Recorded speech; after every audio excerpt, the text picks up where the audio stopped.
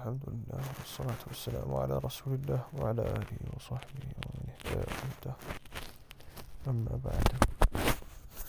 This is a continuation of the commentary on Kitab al-Riqaq, the book on heart softeners from Sahih Albukhari. And this is a recording of whatever I can recall of what I said after Isha, in order for the listeners to benefit. And to remind, we are on Babul Amali Alladhi Yubtagha Bihi Wajh Allah, the chapter about the deed which is done seeking Allah's countenance. So this chapter is reminding us to seek Allah's pleasure in what we do. And we stopped last time on the hadith where the Prophet ﷺ قال لن يوافي عبد يوم القيامة يقول لا إله إلا الله يبتغي به وجه الله إلا حرم الله عليه النار. The Prophet ﷺ said to this man one time, if anybody comes on the day of resurrection who has said La ilaha illallah sincerely with the intention to win Allah's pleasure, seeking Allah's pleasure, Allah will make the hellfire forbidden for him.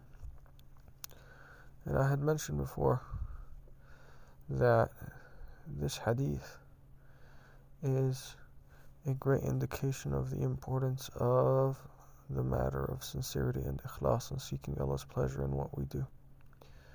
If the highest level of Iman, which is saying La ilaha illallah, will not be a cause for protection from hellfire unless a person does it seeking Allah's pleasure, then that shows us the importance of this condition, that all our actions are only accepted if we do these actions seeking the pleasure of Allah. And we also mentioned that this hadith is not to be used.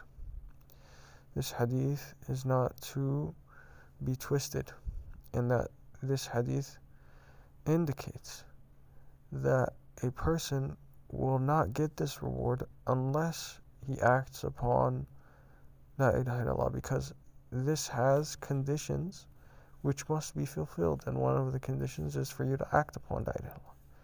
Because if you don't act upon La ilaha illallah and worship Allah, then you haven't really sought Allah's face. You haven't really sought Allah's pleasure in saying La ilaha illallah. Because if a person seeks money, he has to act on what gets him that money. And if he doesn't, then did he truly seek that money? No. It was just a word on the tongue. It wasn't actualized. Rather, if a person sought Allah's pleasure, he wouldn't leave action. So that is important. This hadith mustn't be taken independent from the other hadith. And everyone agrees that a person will not be protected from the hellfire unless he says Muhammad Rasulullah as well. But it's not mentioned in this hadith. So this hadith mustn't be taken independently. Rather, saying La ilaha illallah to be accepted has its conditions and they must be fulfilled. And these people that take this hadith as an excuse to say, oh, anyone that says La ilaha illallah will enter Jannah, what they did was they believed in something to conform with the liberal society, and then they argued for it. اعتقدوا ثم استدلوا. And the obligation of the Muslim is not to do such a thing. Rather, the obligation of a Muslim is to be like a dead body in the hands of, rather in front of the statements of the revelation, and to submit whatever these statements entail. The next hadith, Albukhari said, حدثنا قتيبة حدثنا يعقوب بن عبد الرحمن عن عمرو عن سعيد المقبوري عن أبي هريرة رضي الله عنه أن رسول الله صلى الله عليه وسلم قال يقول الله تعالى ما لعبدي المؤمن عندي جزاء إذا قبضت صفيه من أهل الدنيا ثم احتسبه إلا الجنة. Narrated Abu Hurairah, Allah's Messenger sallallahu alayhi wa sallam said, Allah says, I have nothing to give but paradise as a reward to my believing slave, who if I cause his deer to die remains patient and seeks Allah's reward. Of course, here Allah subhanahu wa ta'ala, He gives the reward of Jannah to who seeks Allah's pleasure and is patient when the deer amongst the dear person to this human being, to this believing slave, dies and he seeks Allah's reward, Allah will give him paradise. And this should be reminded of. People should be reminded of it. Because people, they don't sit for the dars. They don't have time for Sahih Albukhari. So we have to convey this to them when anything happens to them, to be patient. Seek Allah's reward in what happened to you, and you will get paradise by the promise of Allah subhanahu wa ta'ala that the Prophet conveyed to us. And the dear person here is any dear person, like a child, a wife, a father, a parent, whatever. All that applies. So memorize this reward and console others and yourself with it. And this hadith also indicates that Allah speaks with a voice. It says, يَقُولُ اللَّهُ تَعَالَى, and then it says words. These words are said by Allah subhanahu wa ta'ala.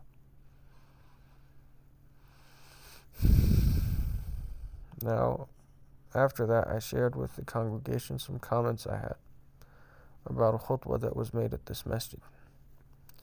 And I conveyed my objections to that khutbah. And that I spoke with someone today who was in agreement with what was said to that khutbah. So I'd like to share my objections to it.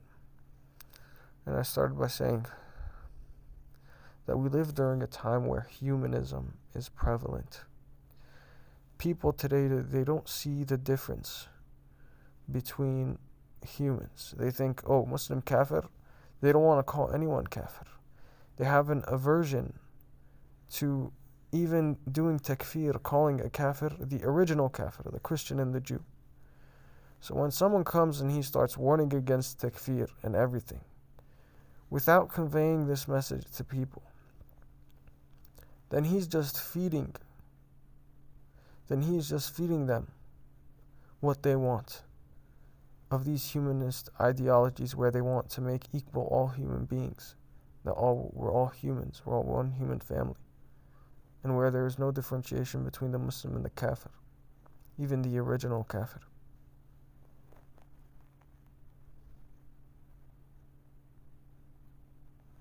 And this person said that Imam Ahmad, he didn't do takfir of any human being, any individual. And that is a great falsehood and ignorance, and it's a lie. And it seems like this person took what he said from TV shows, because there's a TV show, it's a good one about Imam Ahmad and his life. That Hassan Husseini, he was the one that conducted the historical events of it, or the statements. He wrote them. And it appears this person, he took this statement that Imam Ahmad didn't do takfir of any one of the Mu'tazila from there. And that's the biggest lie, because Imam Ahmad, he did takfir of al-Ma'mun, of Ahmad bin Abi Du'ad, of other individuals. So just to please people and to feed them what they want is wrong, man. And there's different types of differences.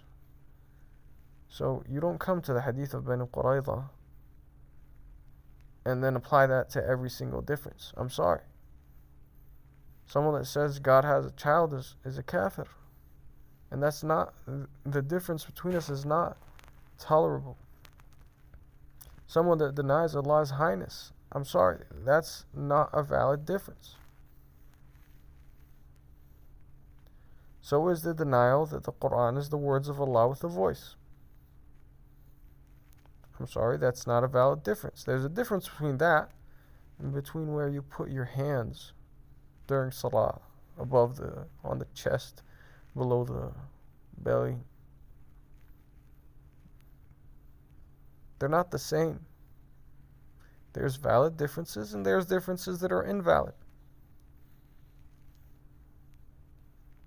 And no one's going to come and complain, oh, talk about contemporary things. We've talked about them. But when people have problems on other things, you have to talk about them too. And listen, this person, he hasn't read Aqidah, man, right? The early books of Aqidah, I know. Talking to him individual. I've read. Alhamdulillah.